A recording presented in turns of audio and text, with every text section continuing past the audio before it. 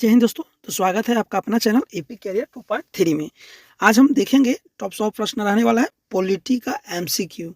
अगर आप BPSC tier 4 का तैयारी कर रहे हैं 4.0 SSC GD CGL MTS CHSL यानी कि अदर और competition exam all India railway वगैरह सब कुछ का वीडियो है आपके लिए बहुत महत्वपूर्ण होने वाला है। तो वीडियो के अंत तक आप बने रहिए। कुछ इस तरीके से आपको प्रश्न रहने वाला है, देख लीजिए। और एमसीक्यू प्रश्न है, तो चलिए यहाँ से हम वीडियो को शुरू करें कि भारत के उपराष्ट्रपति बनने के लिए न्यूनतम आयु कितनी होनी चाहिए।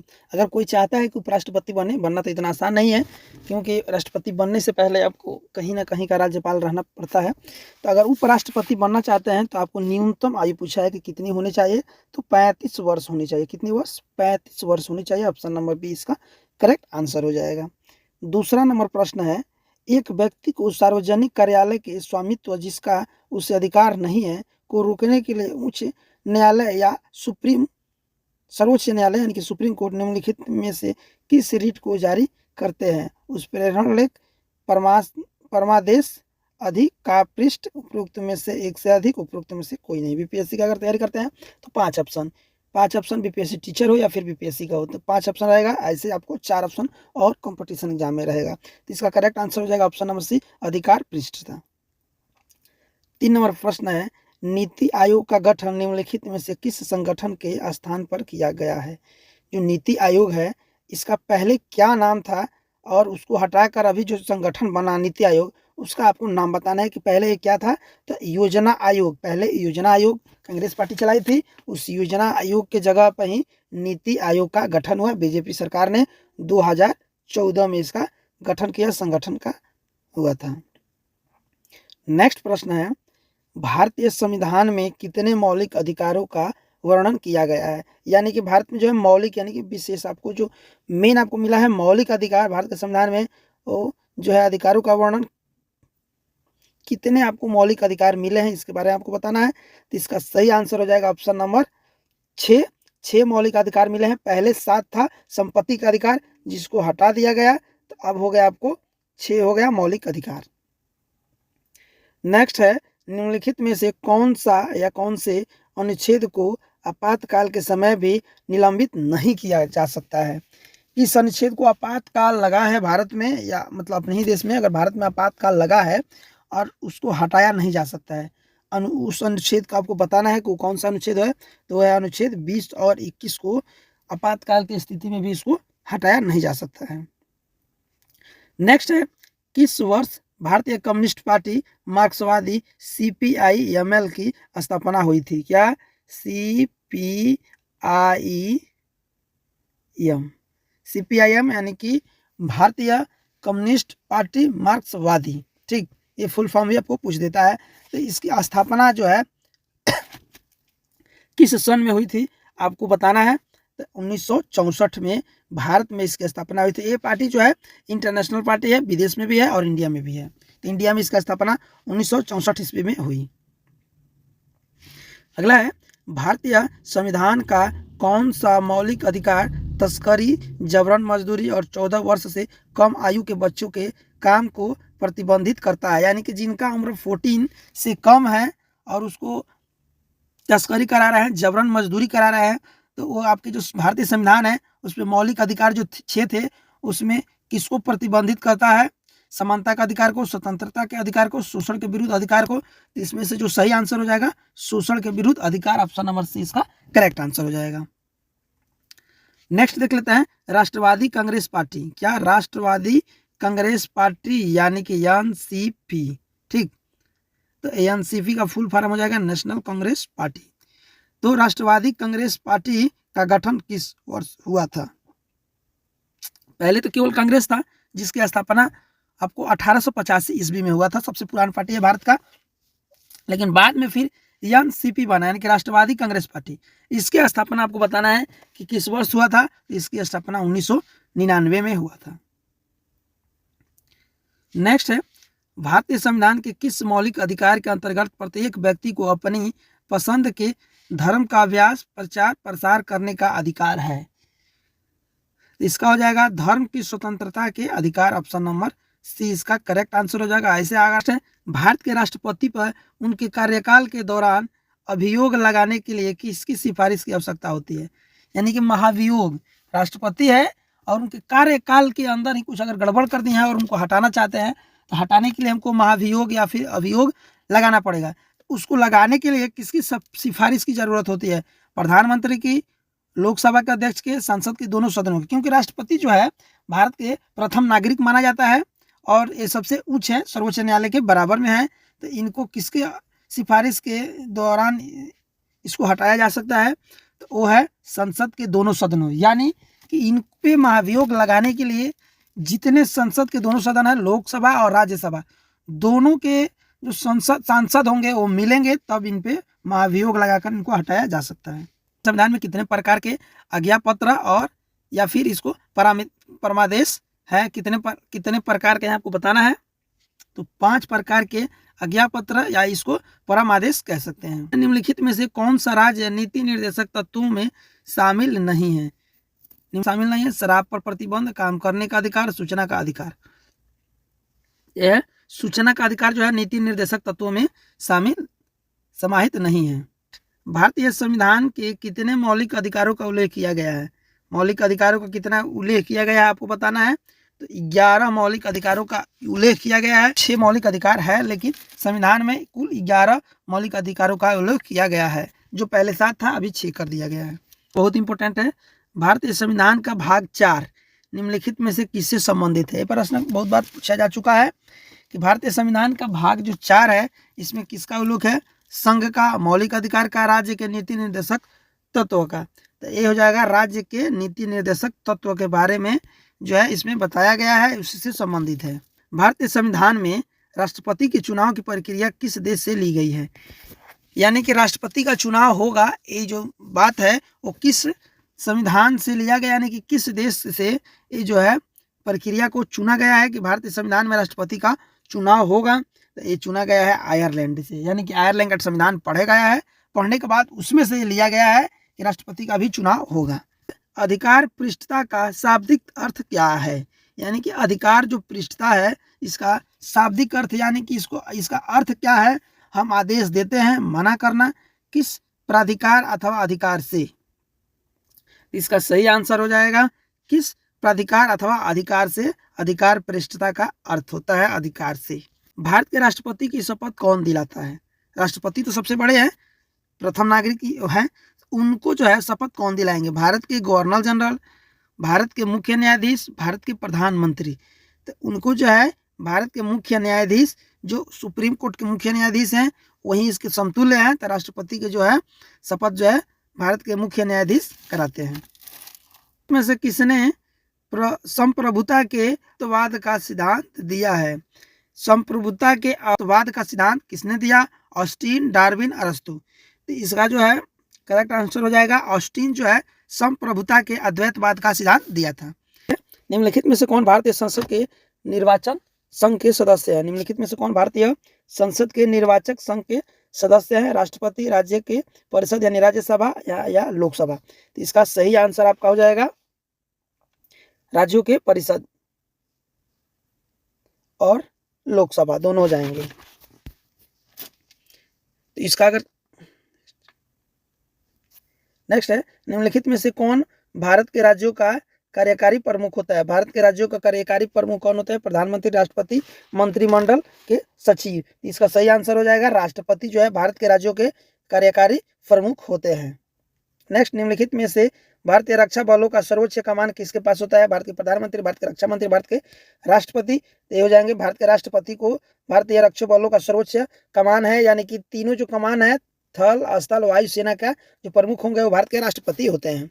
नेक्स्ट है, दल बदल विरोध कानून भारतीय संविधान के किस अनुसूची में दिया गया है? दूसरी अनुसूची, 10वीं अनुसूची, तीसरी अनुसूची। इसका सही हो जाएगा आंसर आपका 10वीं अनुसूची में दल बदल कानून, विरोध कानून का संविधान का अनुच्छेद में दिया गया है। नेक्स्ट है, न्यायपालिका का कार्य क्या होता है? कानून को लागू करना, कानून की व्याख्या करना, कानून बनाना। तो न्यायपालिका का कार्य है कानून की व्याख्या करना। नेक्स्ट, भारत के किसी राज्य के राज्यपाल की नियुक्ति कौन करता है? भारत के किसी राज्य के राज्यपाल की नियुक्ति कौन करेंगे? भारत के प्रधानमंत्री, मंत्रिपरिषद, भारत के राष्ट्रपति। इनको करेंगे भारत के राष्ट्रपति जो है किसी भी राज्य की राज्यपाल की नियुक्ति करते हैं भारत के राष्ट्रपति। नेक्स्ट है उत्प्रेषण शब्द का शाब्दिक अर्थ क्या होगा। उत्प्रेषण शब्द का शाब्दिक अर्थ होगा प्रमाणित करने के लिए अथवा सूचित करने के लिए। इसका सही शाब्दिक अर्थ होगा प्रमाणित करने के लिए अथवा सूचित करने के लिए। नेक्स्ट है निम्नलिखित में से कौन हमारे देश के दोनों में से किसी भी सदन का सदस्य नहीं है। सदनों के सदस्य नहीं है कौन, प्रधानमंत्री, वित्त मंत्री, राष्ट्रपति। तो हो जाएंगे राष्ट्रपति जो है किसी भी दोनों सदनों का सदस्य नहीं होते हैं। नेक्स्ट है भारतीय संविधान के किस अनुच्छेद में राष्ट्रीय आपातकाल का प्रावधान है। अगर आपातकाल लगाना है तो किस अनुच्छेद में इसका जिक्र किया गया है, तो अनुच्छेद 352 में आपातकाल का प्रावधान दिया गया है। नेक्स्ट है भारतीय संविधान के किस भाग में मौलिक अधिकारों का उल्लेख है, यानी कि मौलिक अधिकार जो है संविधान के किस भाग में है, तो ये हो जाएगा भाग 4A में मौलिक अधिकार है। और राज्य के नीति निर्देशक तत्व है भाग 4 में, और नीति निर्देशक तत्व के अंदर भाग 4A बनाया गया है जिसमें मौलिक अधिकारों का उल्लेख किया गया है। नेक्स्ट है भारत में किसी भी राज्य का राज्यपाल बनने के लिए न्यूनतम आयु कितनी होती है। अगर राज्यपाल आप बनना चाहते हैं तो कितनी आपकी न्यूनतम आयु होनी चाहिए, तो 35 वर्ष। यानी राज्यपाल बनना है तभी 35 वर्ष, राष्ट्रपति बनना है तभी 35 वर्ष, उपराष्ट्रपति बनना है फिर भी आपको 35 वर्ष की जरूरत है।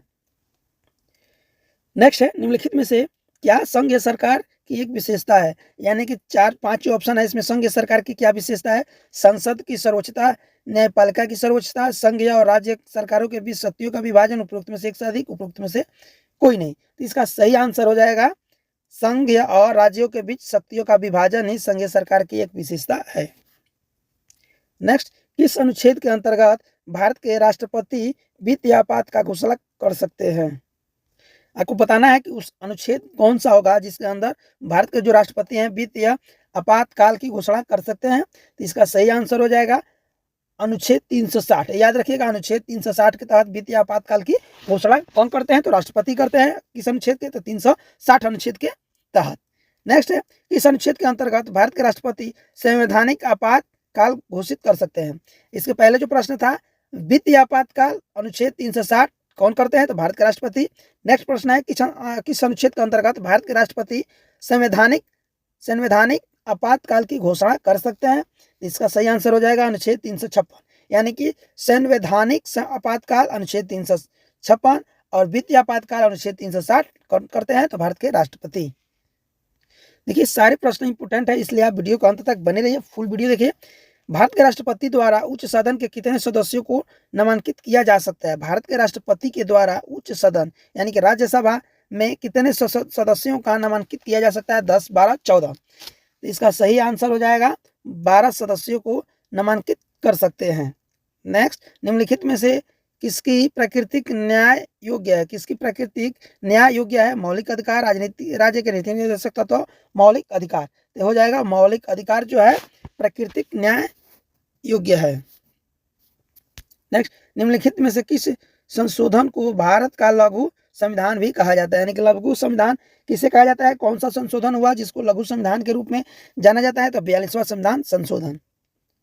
नेक्स्ट, निम्नलिखित में से किस अधिकार को मौलिक अधिकार से हटाकर सामान्य कानून अधिकार में बदल दिया गया। जीवन और व्यक्तित्व स्वतंत्रता का अधिकार, संपत्ति का अधिकार, शिक्षा का अधिकार।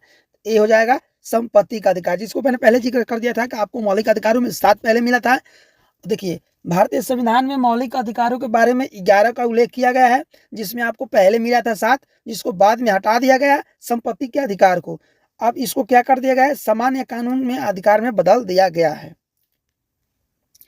नेक्स्ट, मौलिक कर्तव्यों के अंतर्गत निम्नलिखित में से क्या नहीं आता है, यानी मौलिक कर्तव्यों में क्या नहीं आता है। सार्वजनिक संपत्ति की सुरक्षा का अधिकार, प्राकृतिक पर्यावरण की रक्षा और सुधार करना, बोलने और अभिव्यक्ति की स्वतंत्रता का सुरक्षा करना। इसका सही आंसर हो जाएगा ऑप्शन नंबर सी, बोलने और अभिव्यक्ति की स्वतंत्रता का सुरक्षा का बात नहीं कहा गया है। यही गलत है, जो गलत है वही सही है इस प्रश्न के अनुसार। नेक्स्ट है भारत के नियंत्रक और महालेखा परीक्षक CAG कैग की नियुक्ति कितने वर्षों के लिए की जाती है, यानी भारत के नियंत्रक और महालेखा परीक्षक कैग की नियुक्ति है कितने वर्षों के लिए किया जाता है, तो 6 वर्षों के लिए। नेक्स्ट, भारत की आकस्मिकता निधि का संरक्षक कौन होता है। आकस्मिकता निधि का संरक्षक किसे माना जाता है, तो राष्ट्रपति। ऑप्शन नंबर सी इसका करेक्ट आंसर है, राष्ट्रपति को भारत की आकस्मिकता निधि का संरक्षक माना जाता है। नेक्स्ट है, निम्नलिखित में से किस देश का लिखित संविधान नहीं है, यानी कौन सा देश है जहाँ पे उसका संविधान जो है लिखित नहीं है? यूनाइटेड किंगडम, ऑस्ट्रेलिया, संयुक्त राज्य अमेरिका। तो किस देश में लिखित संविधान नहीं है? तो यूनाइटेड किंगडम, यूके का कोई लिखित संविधान नहीं है। नेक्स्ट, भारतीय संसदीय प्रणाली में वोट ऑन अकाउंट कितने महीनों चुनाव के वर्ष को छोड़कर के लिए वैध है? कितने महीनों के लिए वैध है? वोट ऑन अकाउंट कितने महीनों के लिए वैध है? तो 2 महीनों के लिए, ऑप्शन नंबर ए। नेक्स्ट है, भारत के न्यायिक पुनरावलोकन की अवधारणा किस देश के संविधान से ग्रहण किया गया है? क्या न्यायिक पुनरावलोकन 42 नंबर प्रश्न है, भारत के किस देश से यानी कि किसके संविधान से लिया गया है न्यायिक पुनरावलोकन? United state, US. क्या? यूएस। ध्यान दीजिएगा, ये यूएस है, ये यूके है, समझ रहे हैं? यूएस से लिया गया है न्यायिक पुनरावलोकन। और देखिए वो, और किसका लिखित संविधान नहीं है? तो यूके का है। और जो है न्यायिक पुनरावलोकन किसके संविधान से लिया गया है? तो United state, US, America. Next, किसी व्यक्ति को भारत के राष्ट्रपति के रूप में कितनी बार चुना जा सकता है? यानी कि राष्ट्रपति जो है कितनी बार एक ही राष्ट्रपति चुना जा सकते हैं? तो अनगिनत बार। इनकी कोई जिक्र नहीं किया गया है कि एक व्यक्ति कितनी बार राष्ट्रपति बन सकता है, इसका जिक्र नहीं है। जितनी बार चाहे उतनी बार पार्टी उनको राष्ट्रपति के रूप में बना सकता है। नेक्स्ट है, डॉक्टर भीमराव अंबेडकर ने किस अनुच्छेद को संविधान का हृदय और आत्मा कहा था? किस अनुच्छेद को? भारतीय जो अंबेडकर जो है, जिसको बोला जाता है कि भारतीय संविधान के जनक हैं, तो इन्होंने जो भारतीय संविधान है इसको किस अनुच्छेद को कहा कि भारत के संविधान के हृदय और ये आत्मा है? तो अनुच्छेद 32। क्या? अनुच्छेद 32 को कहे हैं हृदय और आत्मा। नेक्स्ट, निम्नलिखित में से किस प्रावधान को सदन में विशेष बहुमत की आवश्यकता होती है? कौन सा प्रावधान होगा जिसमें बहुमत की आवश्यकता होती है? मौलिक अधिकारों में परिवर्तन, नए राज्यों का गठन, राज्यों में विधान परिषदों का उन्मूलन। इसका सही आंसर हो जाएगा मौलिक अधिकारों में अगर परिवर्तन करना है आपको, तो इसमें सदन, जो दोनों सदन होते हैं, इसमें बहुमत की आवश्यकता पड़ती है। नेक्स्ट है, निम्नलिखित में से क्या मौलिक कर्तव्य नहीं है? नहीं बताना है, कौन सा मौलिक कर्तव्य नहीं है आपको बताना है। संविधान का पालन करना और राष्ट्रीय ध्वज का सम्मान करना है, सद्भाव और भाईचारे को बढ़ावा देना, सेना और शिक्षा को छोड़कर सभी क्षेत्रों में उपाधियों का अंत, उपरोक्त में से एक से अधिक, उपरोक्त में से कोई नहीं। तो इसका सही जो है मौलिक कर्तव्य में ये शामिल नहीं है, सेना और शिक्षा को छोड़कर सभी क्षेत्रों में उपाधियों का अंत। नेक्स्ट, वित्तीय आपातकाल की घोषणा करने के लिए भारत के राष्ट्रपति के द्वारा किस अनुच्छेद का प्रयोग किया जा सकता है? तो अनुच्छेद 360, जिसका पहले ही हम बता चुके हैं। अनुच्छेद 360 के तहत वित्तीय आपातकाल की घोषणा करते हैं, और कौन करते हैं? तो भारत के राष्ट्रपति। नेक्स्ट है, डैश का अर्थ है कि उच्च न्यायालय इस मामले और इसमें शामिल केस और कानून मुद्दों पर पुनर्विचार कर सकता है। यानी किस क्षेत्र में जो है उच्च न्यायालय किसी मामले में, यानी उसी मामले में और इसमें शामिल केस और कानून मुद्दों पर पुनर्विचार कर सकते हैं? तो इसका सही आंसर हो जाएगा अपील क्षेत्र अधिकार के तहत जो है उच्च न्यायालय इसमें पुनर्विचार कर सकते हैं। नेक्स्ट है, भारत के संविधान के किस संशोधन के अंतर्गत उच्च न्यायालय के न्यायाधीशों की सेवानिवृत्ति की आयु 60 से बढ़ाकर 62 वर्ष कर दी गई है? भारत के संविधान के किस संशोधन के अंतर्गत, यानी कि संशोधन बताना है, कौन सा संशोधन हुआ जिसमें पहले जो था उच्च न्यायालय, यानी उच्च न्यायालय के न्यायाधीशों की सेवा जो करने की उम्र थी 60 साल थी, उसको बढ़ाकर 2 साल बढ़ाया गया, 62 साल किया गया। तो आपको बताना है कि किस संशोधन के अंतर्गत ये हुआ है। तो ये हुआ है 15वां संविधान संशोधन के अंतर्गत। देखिए, अगर वीडियो पर नए हैं तो प्लीज़ आप चैनल को सब्सक्राइब कर लें, सब्सक्राइब करने के साथ साथ बेल आइकन दबा लें, क्योंकि जब भी मैं कोई नया वीडियो डालूं तो आपके पास सबसे पहले नोटिफिकेशन जाए। नेक्स्ट और अंतिम प्रश्न देखते हैं, इसका पार्ट 2 जल्द ही आपको मिलेगा कि संयुक्त राष्ट्र संगठन UNO, United State Organisation, UNO को भारतीय संविधान की 7वीं अनुसूची में दी गई डैश सूची में सूचीबद्ध किया गया है? किसमें? संघ में, राज्य में, वैश्विक में। इनको किसमें शामिल किया गया है? तो संघ में। किसमें? संघ में यूएनओ को भारतीय संविधान की 7वीं अनुसूची में दी गई संघ सूची में सूचीबद्ध किया गया है। तो यही इंपॉर्टेंट 50 प्रश्न रहे। नेक्स्ट वीडियो आपको जल्द ही मिल जाएगा। और चैनल पर नए हो तो चैनल को सब्सक्राइब कर लीजिएगा। वीडियो कैसा लगा कमेंट करके जरूर बताइएगा। Thank you.